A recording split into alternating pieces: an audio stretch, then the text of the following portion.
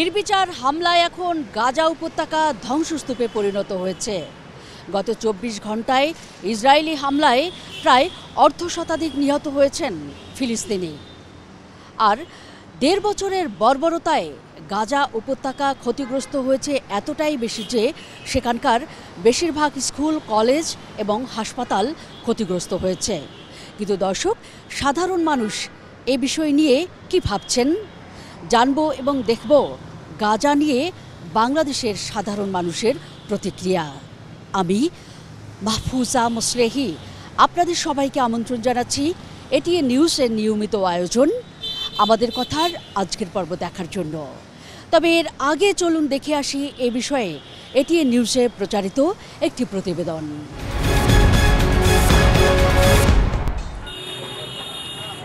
অবরুদ্ধ গাজায় অব্যাহত রয়েছে দখলদার ইসরায়েলি বাহিনীর বর্বর হামলা। ১.৫ বছরের লড়াইয়ে প্রায় ৫১,০০০ নিরীহ ফিলিস্তিনিকে হত্যা করেছে তারা। জাতিসংঘের তথ্য মতে গাজার ৯১% এলাকায় হামলা চালানো হয়েছে। ঘরবাড়ি হারিয়ে তাঁবুতে থাকা পরিবারগুলো হামলা থেকে রেহাই পাচ্ছে না। দেইর আল বালার ৫টি এলাকার বাসিন্দাদের সরে যাওয়ার নির্দেশ দেওয়ার পর গাজার মধ্যাঞ্চলে নতুন করে বোমাবর্ষণ করেছে ইসরায়েল। এতে অর্ধশতাধিক ফিলিস্তিনি প্রাণ হারিয়েছেন, যাদের মধ্যে নারী ও শিশুর সংখ্যাই বেশি। নাসের হাসপাতালের কাছে সাংবাদিকদের তাঁবুতে হামলায় ফিলিস্তিনের কুদস নিউজ নেটওয়ার্কের সাংবাদিক হিলমি আল ফাকাউই নিহত হয়েছেন। আহত হয়েছেন আরও বেশ কয়েকজন। দক্ষিণ গাজার রাফায় ভয়াবহ মানবিক বিপর্যয় এবং ব্যাপক ধ্বংসযজ্ঞের সৃষ্টি হয়েছে।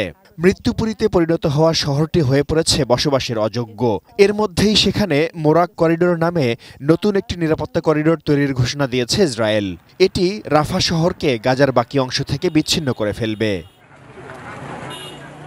এদিকে ইসরায়েলের আশদাদ শহর লক্ষ্য করে ১০টি রকেট ছুড়েছে হামাস, তবে বেশিরভাগই প্রতিহত করা হয়েছে। এতে বেশ কিছু যানবাহন ক্ষতিগ্রস্ত হয়েছে, আহত হয়েছেন অন্তত ৩ জন। অন্যদিকে ইয়েমেনের রাজধানী সানায় মার্কিন বিমান হামলায় ৪ জন নিহত ও নারী শিশুসহ অন্তত ২০ জন আহত হয়েছেন। Shaon Mahfuz, desk report, ATN News. রিপোর্টটি দেখবার পর এবার আমরা চলুন দেখে আসি গাজা নিয়ে বাংলাদেশের সাধারণ মানুষ কি ভাবছেন। মুসলমানদেরকে এভাবে নিগৃহীত করতেছে, আর এইভাবে শিশু, মহিলা, বৃদ্ধ, আবার বনিতা তাদেরকে আপনার এইভাবে নির্যাতন করতেছে, আরও হত্যা করতেছে। এটা কল্পনা করা যায় না। এটার মানে তীব্র প্রতিবাদ জানাচ্ছি আমি। এটা প্রতিবাদ করা উচিত বা নিন্দা করা উচিত। সবাই মুসলমান যে যেখানে আছি সবাই প্রতিবাদ করা উচিত। বিশ্বের কাছে বলা উচিত যাতে গাজার উপরে হামলাটা না হয়। প্রতিবাদ না করলে বাংলাদেশেও এটা হামলা হতে পারে। খালি বাংলাদেশে না, সারা বিশ্ব মুসলমানের উপরে এ হামলা হতে পারে। আর একটা জোরদার কর্মসূচি এবং বিশ্বের কাছে পৌঁছে দেওয়া উচিত, বিশেষ করে বড় বড় শক্তিধর যে রাষ্ট্রগুলো আছে, যারা বিশেষ করে ইসরায়েলকে সহযোগিতা করতেছে এই সব হামলা করার জন্য। যদি আমরা আমাদের যে সকল ইসলামী রাষ্ট্রগুলো আছে তারা সবাই যদি ঐক্যবদ্ধ হয়ে একটা ভালো তীব্র আন্দোলন গড়ে তুলতে পারে, তাহলে আমরা বিশ্বাস রাখি যে ফিলিস্তিন আবারও তাদের স্বরূপে ফিরে আসবে। মুসলিম কান্ট্রিতে ওরা হামলা করতেছে, আমাদের মুসলিম ভাই বোনেরা মারা যাচ্ছে, কিন্তু আমরা মুসলিম কান্ট্রির মধ্যে থেকেও অন্যান্য মুসলিম রাষ্ট্ররা কিছু সাহায্য করতে পারতেছে না। এটা খুব লজ্জাজনক। কিন্তু এখন ইরান, ইরাক এবং আরও মুসলিম কান্ট্রিরা এখন জিহাদের ঘোষণা করছে। এখন আমরা আশাবাদী যে আমাদের যত মুসলিম কান্ট্রি আছে সবাই তাদেরকে সাহায্য করব।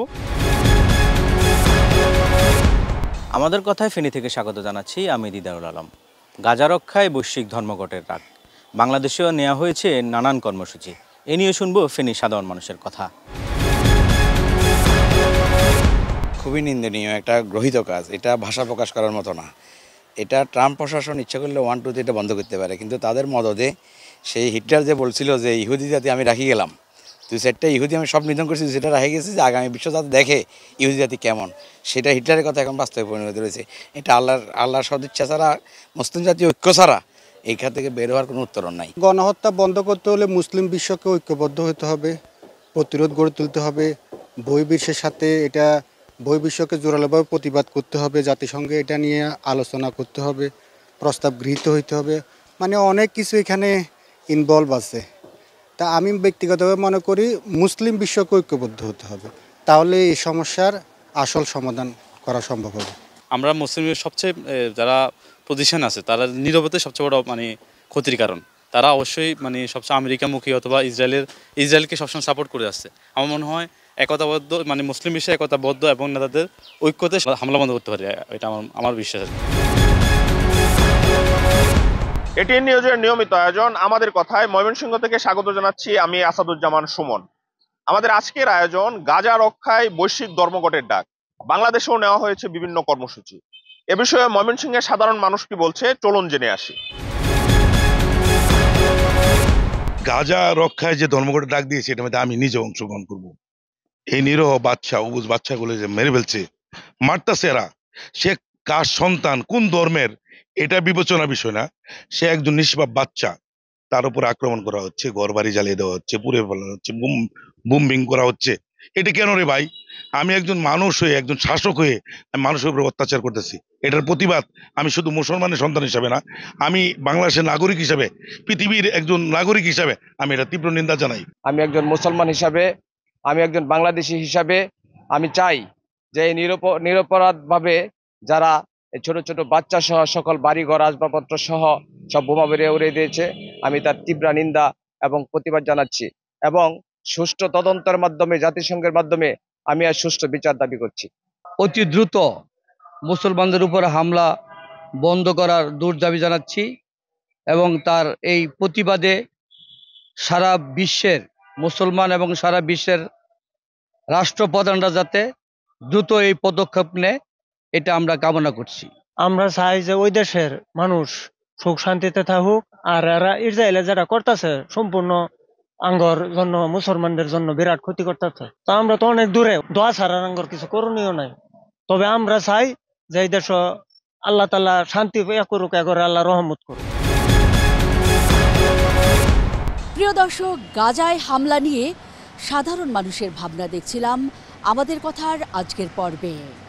আমি মাহফুজা মুসলেহি আপনাদের সবার কাছ থেকে বিদায় চেয়ে নিচ্ছি যারা এতক্ষণ দেখলেন। আগামী পর্বে একই সময়ে আবারও ফিরে আসব অন্য কোনো বিষয় নিয়ে। সে পর্যন্ত সবাই ভালো থাকুন আর সঙ্গেই থাকুন এটিএন নিউজের।